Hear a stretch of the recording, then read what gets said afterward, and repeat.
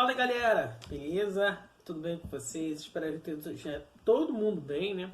Espero que vocês tenham aproveitado também o final de semana, que seja uma semana tranquila, de boa, que a gente desenvolva e aprenda várias coisas muito interessantes nessa semana que se inicia, beleza?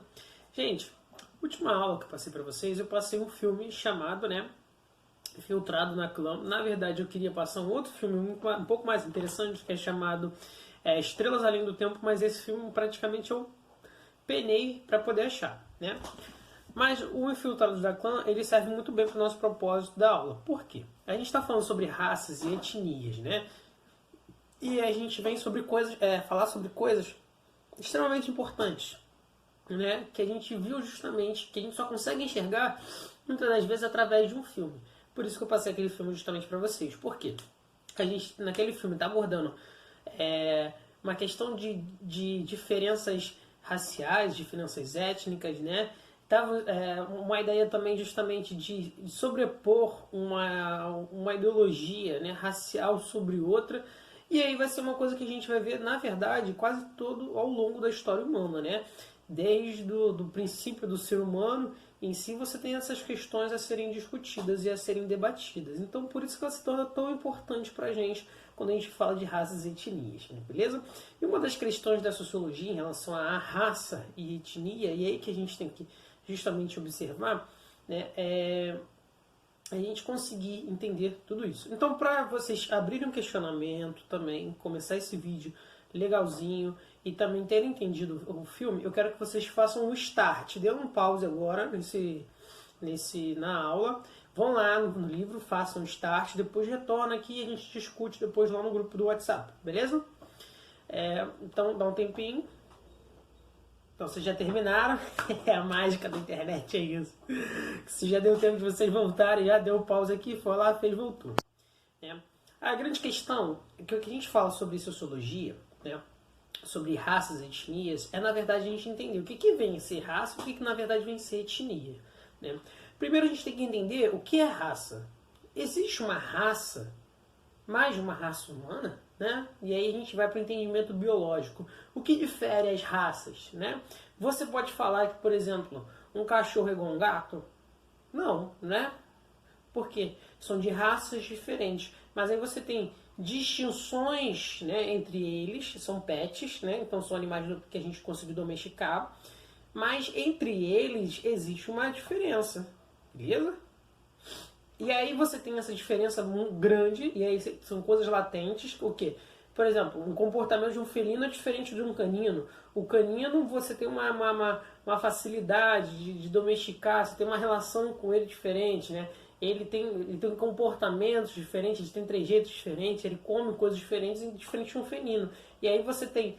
E aí a origem dessas espécies está ligada principalmente às ideias da raça, né, de que ele é.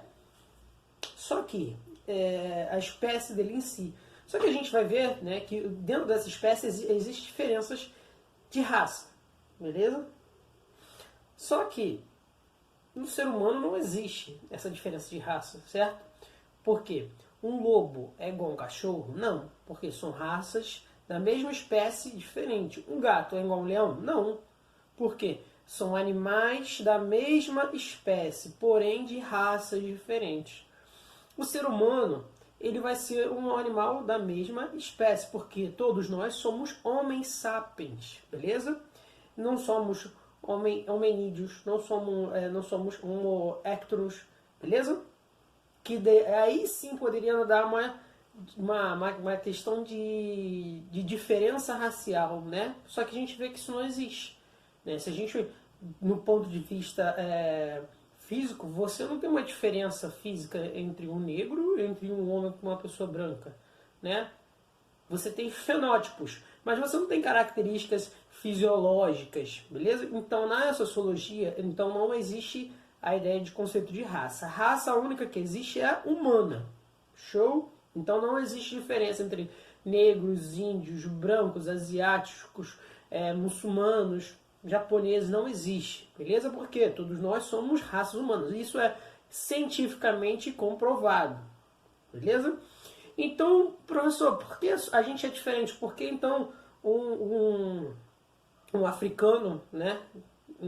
Uma pessoa de origem africana é diferente, por exemplo, de um europeu, diferente de um indo-americano, diferente de um árabe, diferente de um asiático, né? E é isso que a gente vai ver.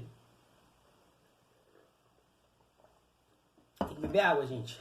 Então, olha só, o que na verdade a gente está vendo é que existem diferenças de etnias, né? Diversidade étnica, isso sim existe, né? A gente não pode falar que um indiano é igual ao chinês, ou então que um árabe é justamente igual ao português. Na verdade, são povos que têm etnias diferentes e têm suas características fenótipos diferentes. O que são essas características fenótipos, né? São as características físicas que você pode ver, por exemplo, o japonesinho, os orientais, a maioria tem os olhos um pouco puxados, né? E aí muitas das vezes a gente compara o chinês ou o japonês, mas na verdade também entre eles possuem diferenças. Assim também como que os chineses, né, os chineses, os japoneses acabam vendo a gente latinos, né, como iguais. E a gente vê que na verdade, né, essa questão de etnias está ligado muito mais à questão de diferenças fenótipos, beleza? Que aí vai dar a origem das suas etnias, né? De traços que te marcam a partir da sua origem étnica, e também a questão cultural, porque eu preciso também de uma questão cultural para defender também a minha questão étnica, beleza? Porque a cultura também é o principal formador de uma identidade, né? Olha, eu não posso ter só características, né, físicas, eu preciso também ter características culturais de identidade que me ligam justamente a questão do meu povo, né? Então, por exemplo, se você vê um muçulmano branco europeu, existe, né? Mas fenotipicamente ele é igual um árabe? Não, mas ele é um muçulmano. Então, etnicamente ele está inserido na etnia árabe? Não. Mas também você pode ter árabes, né, povos árabes, que é muito comum, que acreditam em Jesus Cristo, né, que são cristãos. E aí a gente vai ver também que aí existe não só as questões fenótipos, né, como as questões também culturais. Então, na verdade, a etnia é uma questão também, que é uma questão de fenótipos, mas também é uma questão cultural, né? E aí a gente vai ver uma questão importante, que é justamente que o livro trata de vocês, e aí eu quero que vocês acompanhem o livro, justamente essa aula com o livro, por favor. Né? Por isso que eu gosto mais que vocês usem o livro, porque tá lá, né? Você tem tudo, uma ferramenta, material lá. E a gente vai falar sobre genocídios e etnocídios, né? Genocídios tem uma diferença aí entre genocídios e etnocídios. Primeira diferença entre esses dois é que o genocídio ele é uma palavra que ele busca justamente a aniquilação total de uma linhagem, né? Uma linhagem, ou pode ser uma família ou uma raça. Só que a gente já matou a questão de raça, ou então pode ser uma questão de família, porque é uma palavra justamente de origem grega. Geno, né, família ou raça, e sídio, morte. Né? Por isso que tem homicídio, e a gente vai ver também etnocídio. Né? Então a maioria das nossas palavras são sufixos e prefixos de origem grega. E o que você vai ter no genocídio? Né? A morte, o extermínio em si de uma linhagem, de uma família ou de uma questão identitária racial, beleza? Ou étnica. Só que aí, o que a gente vai ter é que a gente vai ver uma diferença entre etnocídio e genocídio. Mas preste atenção, genocídio é matar justamente, exterminar por vez outra raça. Como assim, Hugo? Olha, holocausto, né? Que aí vocês viram na aula, vocês provavelmente já estudaram a Segunda Guerra Mundial ano passado, no ano, né? Aí você já tem uma noção sobre o holocausto, né? Hitler queria justamente exterminar, né, uma raça judia, né? Uma etnia judia. E aí ele queria exterminar, né, toda uma linhagem. Isso é justamente genocídio. Né? Etnocídio é diferente. Etnocídio vai ocorrer justamente quando você vai ter a morte da identidade cultural de um povo, né? Quando esse povo ele vai perder as suas questões culturais. Então, olha só, você não quer matar o povo, você quer só matar justamente o que traz com ele justamente a sua identidade. Por isso que eu falei para vocês, a questão de etnia, não é só questões fenótipos, né? Do que está dentro, do que está do nosso lado de fora, mas também nossas questões culturais. Então, como é que isso ocorre, né? Como que ocorre a morte de uma cultura, de uma identidade, né? Olha só, essa questão de etnocídio é justamente a morte de uma cultura. Imagina, você tem 1 milhão de pessoas, né? E aí, vou contar uma história melhor. Os portugueses, quando chegaram aqui no Brasil, né?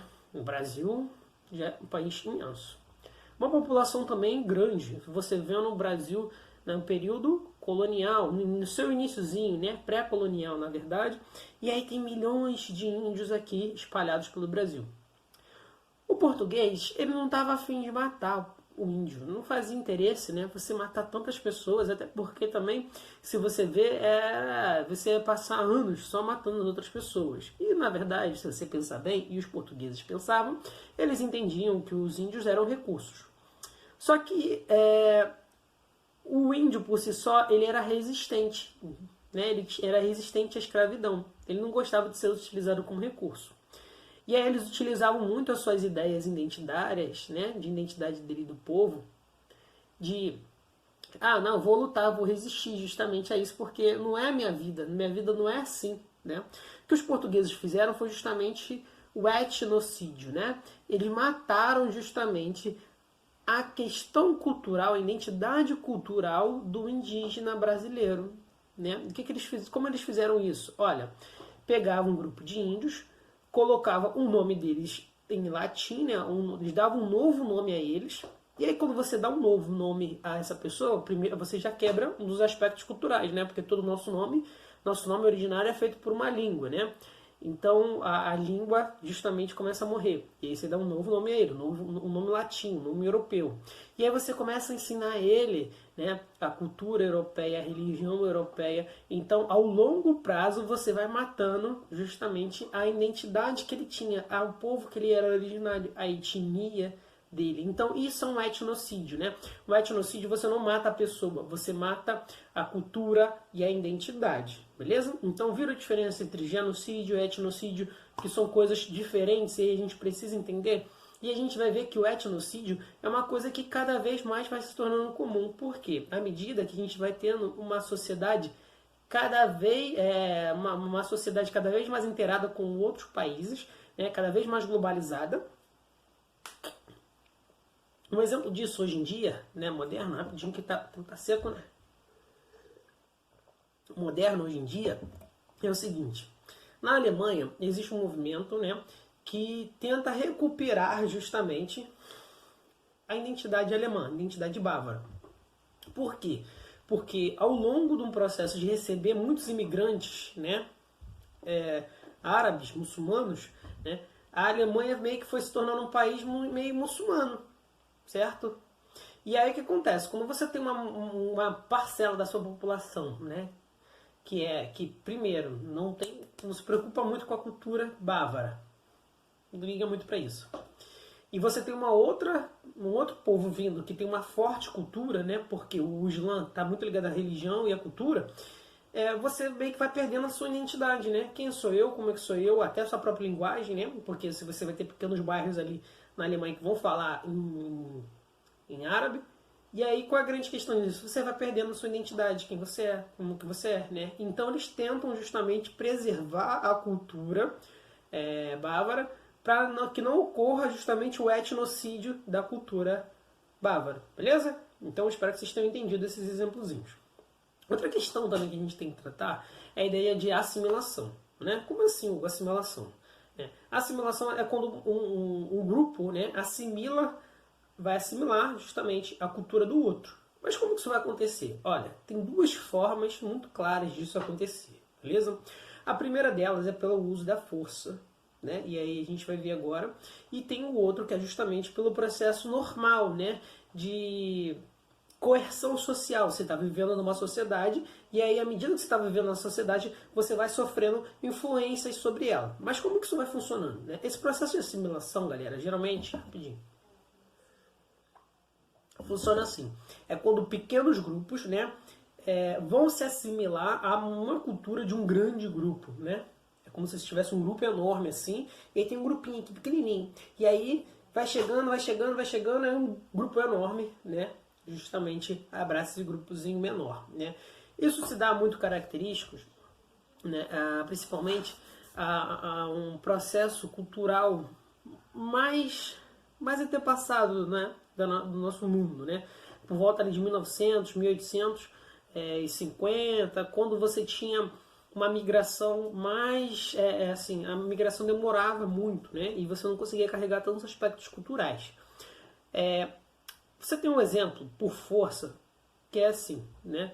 Vou dar um exemplo. Existia muitos judeus na Europa durante o século XVI, beleza? Sabe o que é século XVI, XVII? Você vai ter 1500, beleza? 1600. E aí você ainda tinha questão inquisitória, você tinha que ser religioso, você tinha que ser cristão. Você não poderia ter muita outra religião, senão você não era muito bem aceito. Então o que acontecia era, na verdade, muitos judeus se converterem ao cristianismo justamente para se assimilarem a essa sociedade, né? Para serem melhor aceitos. Essa questão também religiosa é um processo também de assimilação, porque agora a sua religião é um fator cultural de sua identidade. Quando você deixa de praticar a sua religião e pratica outra, se converte, você está se assimilando justamente a outra cultura, beleza? Mas isso também é um exemplo de assimilação forçada, porque nesse período na Europa era muito imposto, você não tinha muita liberdade para você ter a sua própria religião, beleza? Você tinha uma religião lá e essa religião era imposta para que você justamente cumprisse justamente com os ritos ali e você fosse bem aceito. Agora, aquela justamente da coerção, né, livre, né, que você sofre as ações ali do seu dia a dia, era o que acontecia assim, né? Durante a década de 1920, 1930, no Brasil a gente recebeu muitos japoneses, muito. Tanto que o Brasil vai ser justamente o segundo país no mundo a mais receber japoneses, né? Vai ter uma das colônias mais fortes fora do Japão. E aí o que vai acabar acontecendo, né? É que essas colônias vão se espalhar e muitos dos filhos desses japoneses vão receber nomes justamente, né, brasileiros, né? Para quê? Para auxiliar no processo também de familiarização, né? De conhecer outra, de se inteirar justamente naquela sociedade, né? Porque imagina aí, pô, eu tenho um amigo que se chama Kashinura. Ô Kashinura, vem cá. Né? O pai dele era japonês, né? Aí eu chamo ele de Kashimura. Não. Muitos japoneses pensaram, pô, vou botar o nome do meu filho aqui mais brasileiro, né? Todo mundo fala aí, por isso que você tem muitos japoneses, filhos japoneses, né? Que se chamam Leonardo, né? Que se chamam Ronaldo. Eu tenho um amigo justamente, Ronaldo Koebayashi, o nome dele. Por que esse nome, né? Porque a gente só chama de Ronaldo, pô. Não mais como o Ronaldo, chega aí o sobrenome Kobayashi, né? E aí é muito comum, porque o próprio nome já facilita no processo de assimilação e você vai ter muitos deles aí se inserindo justamente na sociedade civil comum, porque a ideia desses japoneses que vieram para cá não era se fechar muito em pequenas sociedades, por mais que eles fossem fechados, né? Era que seus filhos justamente pudessem se interagir nessa sociedade, fossem mais livres, né? E aí vai acontecer esse processo de assimilação. Eles vão se assimilar à cultura brasileira, vão se assimilar aos comportamentos. E esse processo de assimilação é muito mais interessante, por quê? Porque o povo maior em si não perde a sua identidade e, na verdade, o imigrante, né, se assimila à identidade do povo dominante, né? E essa questão da imigração é muito relacionada à ideia da Europa, né? Que você tem... na Europa uma grande quantidade de pessoas, né, e você recebe imigrantes, só que qual o problema? Qual a contramão disso? A Europa, o próprio povo europeu deixou sua identidade um pouco de lado, né? Deixa um pouco sua identidade de lado e aí com isso você recebe muito, né, muita identidade de fora e aí você começa a gerar um conflito ali de identidades, beleza? Por isso que é importante a gente entender isso. E na próxima aula, a gente vai falar sobre os aspectos mais maneiros e muito mais relacionados ao filme, que é falar justamente sobre segregação racial, preconceito e vários outros fatores que são construídos e vistos a partir justamente da sociologia. Valeu, galera! Forte abraço para vocês e até a próxima.